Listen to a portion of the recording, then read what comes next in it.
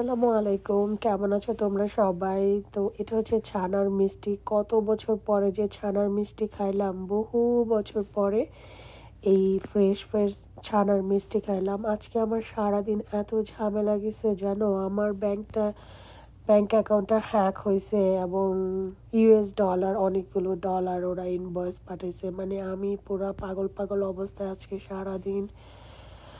উফ আল্লাহ, আমার কেন জানি বিপদ আমার পিছু ছাড়তেছে না। ইনশাল্লাহ বিকাল দিকে আমি এটা সমস্যার সমাধান করতে পারছি, ওরা কোনো টাকা কেটে নিতে পারে নাই। তো বাসায় এসে ফ্রেশ ট্রেশ হওয়ার পরে আমি চিন্তা করলাম যে ওকে একটা মিষ্টি জাতীয় জিনিস বানাই। অনেক দিন ধরে চিন্তা করতেছিলাম এই ছানার মিষ্টিটা বানাবো এবং অনেক দিন ধরে আমার খাইতেও ইচ্ছা করতেছিল। তো আমি এর জন্য কড়াইতে হচ্ছে আমার হাতে বানানো ঘিটা দিয়ে দিছি। তারপর হচ্ছে 1 কাপ পরিমাণ ডানোর যে গুঁড়া দুধটা সেটা দিয়ে দিছি এবং সাথে একটা কনডেন্স মিল্ক দিয়ে দিছি। আমার চুলাটা না বাড়ানো ছিল, খেয়াল করি নাই। তো তোমরা অবশ্যই হচ্ছে চুলাটা একটু কমায় রাখবা। আমারটা দেখো একটু নিচে লেগে গেছিলো। তারপরে এখানে প্রায় 2 কাপ পরিমাণে হচ্ছে ছানা ছিল, আমি এখানে 2 কাপ দিয়ে দিছি। এখানে আমি আরও ছানা দিব, কারণ একটা কনডেন্স মিল্কের সাথে কতটুকু ছানা যাবে এই মেজারমেন্টটা আমি একজ্যাক্টলি জানি না। তো এর জন্য আমি একটু একটু করে ছানা দিতেছিলাম আর নাড়তেছিলাম। আমি টোটালি প্রায় 4 কেজি দুধের ছানা বানাইছি। এই ছানার মিষ্টির জন্য ছানাটাকে ঝুরা রাখতে হয় না।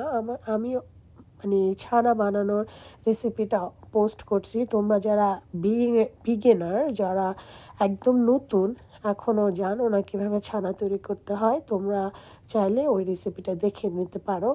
এটা নর্মাল সাদা মিষ্টি বা যে কোনো মিষ্টি বানানোর জন্য যে ছানা বানাই আমি সেভাবেই বানাইছি। আমি জাস্ট এটাকে ঝুলায় রাখি নাই, সাথে সাথে ছানাটাকে ধুয়ে নিছি এবং ছানাটাকে চিপে যতটুকু পারি পানি ফেলে দিছি। দ্যাটস ইট, একদম ফ্রেশ ছানা।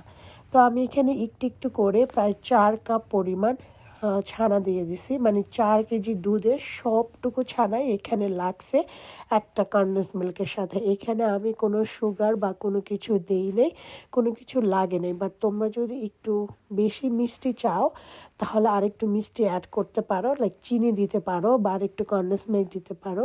বাট ছানার মিষ্টিটা না এত বেশি মিষ্টি হয় না, এটা হালকা হালকা মিষ্টি থাকে। ছানার একটা কি বলে, খুব সুন্দর একটা ফ্লেভার থাকে, মিষ্টিটা এটার মধ্যে একটু কম থাকে। আর এখানে এত পরিমাণ ছানা লাগে, এ কারণেই হচ্ছে ছানার মিষ্টিটা বাংলাদেশে অনেক দাম। তোমরা যদি ফ্রেশ ছানা না বানাতে চাও সেক্ষেত্রে হচ্ছে তোমরা মার্কেটে যে পনির পাওয়া যায় সেই পনিরটাও ব্যবহার করতে পারো। আর এই তো আমার ছানার মিষ্টি এটা হয়ে গেছে এবং আমি একটা বেকিং ট্রেতে, আমার স্টাচমেন্ট পেপার শেষ হয়ে গেছে, এর জন্য আমি ফয়েল পেপার দিছি এবং এটার উপরে হচ্ছে ঘি একটু ব্রাশ করে নিছি যাতে নিচে না লেগে যায়। আর এই তো উপরে হচ্ছে আমি বাদাম ছড়াই দিচ্ছি, তোমরা বাদাম ছিটাই দিছি। তোমরা চাইলে বাদাম দিতে পারো, তোমরা চাইলে এমনি এটাকে খেতে পারো। এটাকে মিনিমাম ফ্রিজে 4 থেকে 5 ঘন্টা রাখতে হবে। বাট এটা আমি বানানোর পরে 15-20 মিনিট রাখছিলাম, তারপরে আর তর সইতেছিল না, কতক্ষণে ভিডিও শেষ করব, আয়সা একটু রেস্ট নিব। তো এই তো আমি 15 মিনিট পরে এটাকে কাটাকাটি শুরু করে দিছি। বাট এটা মিনিমাম ফ্রিজে 4 থেকে 5 ঘন্টা রাখলে এটাকে সুন্দর ভালো রেজাল্ট পাওয়া যায়। বাট এই তো অনেক দিন পরে খাইতে ইচ্ছা করতেছিল আর আজকে বানালাম। আর তোমরা সবাই ভালো থাকবা, আর স্ক্যাম বা যে কোনো হ্যাক এইসব জিনিস থেকে দূরে থাকো। আর এই তো আমার জন্য একটু দোয়া করো, আমার আসলে বিপদ আমার পিছু ছাড়তেছে না। এই তো ভালো থাকবা, আর আল্লাহ হাফেজ, বাই।